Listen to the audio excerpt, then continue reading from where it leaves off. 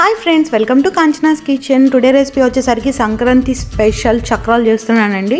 And పిండి వంటల కోసమని ఈ మూకుడు కొన్నాను అనమాట. చాలా బాగుంది మూకుడు అయితే, మంచి వెయిట్ కూడా ఉంది. క్యాస్ట్ ఐరన్ అనమాట. మొత్తం క్లీన్ చేసేసి చక్కగా ఇలా బాండి పెట్టేశాను అనమాట. దీంట్లో నేను 1/2 గ్లాస్ వరకు తీసుకున్నానండి మినపగుళ్ళుని. చక్కగా వేయించుకొని పక్కన పెట్టేశాను.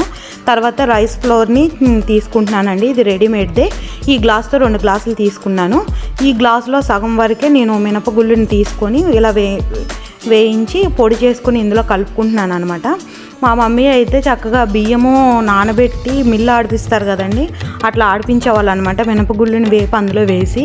బట్ ఇక్కడ మిల్లులు అవి ఉండవు కాబట్టి నేను రెడీమేడ్గా ఉన్న రైస్ ఫ్లోర్నే తీసుకొని దాంట్లో కొంచెం మినపగుళ్ళు పిండిని కలుపుతున్నాను. తర్వాత ఇక్కడ బాండి పెట్టేసుకొని ఆయిల్ వేసుకుంటున్నానండి. ఈ ఆయిల్ హీట్ అయ్యేసరికి టైం పట్టిద్ది కదా, అందుకని ఇక్కడ 2 స్పూన్ల వరకు నేను ఆయిల్ని వేడి చేసి వేసుకుంటున్నానండి. ఈ ప్లేస్లో మీరు గీని కూడా యాడ్ చేసుకోవచ్చు, లేదు అనుకుంటే బటర్ను కూడా వేడి చేసి వేసుకోవాలి. అలా వేసుకున్నారనుకోండి మంచిగా గుల్లగా వస్తాయన్నమాట. టేస్ట్ కూడా బాగుంటుంది. నేనైతే ఆయిలే యూస్ చేశాను.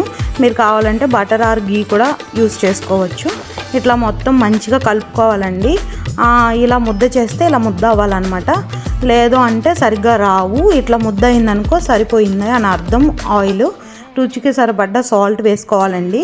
అండ్ కొంచెం 1.5 స్పూన్ వరకు నేను కారం వేస్తున్నాను. మీ టేస్ట్కి తగ్గట్టుగా మీరు కారాన్ని యాడ్ చేసుకోండి. అండ్ ఇక్కడ నేను వాముని వేస్తున్నానండి. కొంచెం ఇలా నలిపి వేసామంటే ఫ్లేవర్ చాలా బాగుంటుంది. కావాలంటే మీకు దీంట్లో నువ్వులు అండ్ కలోంజీ సీడ్స్ ఇవి కూడా యాడ్ చేసుకోవచ్చు. మా మమ్మీ అయితే అవన్నీ వేయదనమాట. సో అండ్ వామే వేస్తుంది. నేను సేమ్ మా మమ్మీ రెసిపీని ఫాలో అయిపోయా. అండ్ తర్వాత ఇట్లా కొంచెం హాట్ వాటర్ని వేసుకోవాలండి. చెయ్యి అసలు పెట్టద్దు, కాలిపోయిద్ది అనమాట. బాగా వేడిగా ఉన్న వాటర్ని ఇలా వేసుకొని కొంచెం కొంచెంగా స్పూన్తో మొత్తం మంచిగా కలుపుకోవాలండి. అంటే ఆ వాటర్ సరిపోతున్నాయా లేదండి, మొత్తం ఎక్కువ ఒకసారి పోసుకోకండి, మళ్ళీ లూజ్ అయిపోయిద్ది కన్సిస్టెన్సీ పిండి. సో ఇట్లా మొత్తం మంచిగా ఇలా కలుపుకున్న తర్వాత మనం చేయి పెట్టలేం కాబట్టి ఇలా మొత్తం ఒకసారి ఇలా కలిపేసి తర్వాత దీని మీద ఒక తడి క్లాత్ని పెడితే కప్పి ఉంచుకోవాలండి. తర్వాత ఒక 10 నిమిషాలు అయిన తర్వాత మనం చేయి పెట్టగలుగుతున్నాం అనుకుంటే అప్పుడు పెట్టి మంచిగా చపాతీ ముద్దలాగా, చపాతీ ముద్ద కంటే సాఫ్ట్గా కలుపుకోవాలి. ఒకవేళ ఆ వేడిని కూడా మన చేయి పట్టలేకపోతుంది అనుకున్నప్పుడు కొంచెం కూల్ వాటర్లో హ్యాండ్ని డిప్ చేస్తూ ఇలా కలుపుకుంటే మనకి చేయికి అంత మంట రాదు, లేకపోతే చేయి కాలిపోతుంది అనమాట. సో అందుకని జాగ్రత్తగా చేసుకోండి. అండ్ తర్వాత ఇలా వెట్ క్లాత్ని మాత్రం ఇలా కప్పి ఉంచండి. అలా కప్పారనుకో పిండి డ్రై అయిపోదు అనమాట. తర్వాత ఈ చక్రాల గిద్ద మా మమ్మీ ఎప్పుడో పంపించింది అనమాట. నేను వచ్చినప్పుడు ఇచ్చింది నాకు, ఇది చక్రాలు చేసుకోమని. దీనికి ముహూర్తం ఇప్పుడు వచ్చింది, ఇప్పుడు చేస్తున్నాను. అండ్ దీనికి మొత్తం ఆయిల్తో గ్రీస్ చేసుకోవాలండి, మొత్తం లోపల అండ్ బయట కూడా చక్రాల గిద్దకి. అండ్ తర్వాత ఇలా సాఫ్ట్గా కలుపుకోవాలన్నమాట పిండి. చూడండి, అండ్ ఇలా మంచిగా సాఫ్ట్గా ఉండాలన్నమాట. ఇలా ఉందనుకోండి మనం ప్రెస్ చేసుకోవడానికి ఈజీగా ఉంటుంది, లేకపోతే ప్రెస్ చేయలేమన్నమాట. అంటే నాకు ఇది ఫస్ట్ టైం అండి ఇలా ఒక్కదాన్నే చేయటం. పిండి వంటలు మా మమ్మీ చేసేటప్పుడు పక్క నుండి కొంచెం హెల్ప్ చేసేదాన్ని, కానీ మొత్తం A to Z నేను చేయటం ఫస్ట్ టైము. సో కొంచెం షేప్ అటు ఇటు వచ్చినా పర్లేదులే అనుకొని చేస్తున్నా. బట్ ఎలా వస్తుందా అని ఇక్కడే నేను ట్రైల్ చేస్తున్నాను అనమాట. బాగానే వస్తుందని చెప్పి వేస్తున్నాం. ఆయిల్లో వేసే వాళ్ళకి భయం అనుకుంటేనండి పక్కన మొత్తం చక్రాలన్నీ చుట్టేసుకొని తర్వాత కూడా ఇందులో వేసుకోవచ్చు. బట్ నాకు అంతగా అనిపించలేదు. అంటే నాకు కొంచెం తెలుసు వేయటం, బట్ ఒక్కదానికే పిండిని మొత్తం కలుపుకొని చేయటం ఫస్ట్ టైం అనమాట. సో ఇట్లా మొత్తం రీఫిల్ చేసుకోవాలండి. నేను కొంచెం కొంచెం పిండి తీసుకుంటున్నాను అనమాట, మళ్ళీ గట్టిగా ప్రెస్ చేయలేనని. సో ఇట్లా మంచిగా చేసుకోవాలి. ఫస్ట్ కదండి కొంచెం అటు ఇటుగా చక్రాలు కొంచెం పెద్దగా వచ్చినాయి కొమ్ములు, తర్వాత బాగానే వచ్చినాయి. ఇలా మొత్తం డీప్ ఫ్రై చేసుకోవాలన్నమాట. అంటే బబుల్స్ ఎక్కువ వస్తాయండి ఫస్ట్, తర్వాత వేగిని అని అనటానికి అర్థం ఏంటంటే బబుల్స్ చాలా తక్కువ వస్తాయి అన్నమాట. ఇలా మొత్తం ఈ వేగినాక ఓ పక్కకు పెట్టేసి తర్వాత మళ్ళీ వేస్తున్నాను. వేసిన వెంటనే మాత్రం మీరు స్పూన్ పెట్టి అది ఉంటుంది కదా, దాన్ని పెట్టి కదపకండి. అది కొంచెం వేగిన తర్వాత టర్న్ చేసుకుంటే విరిగిపోవు. వెంటనే వేయంగానే స్పూన్ పెట్టేసారనుకోండి అవి విరిగిపోతాయి అన్నమాట.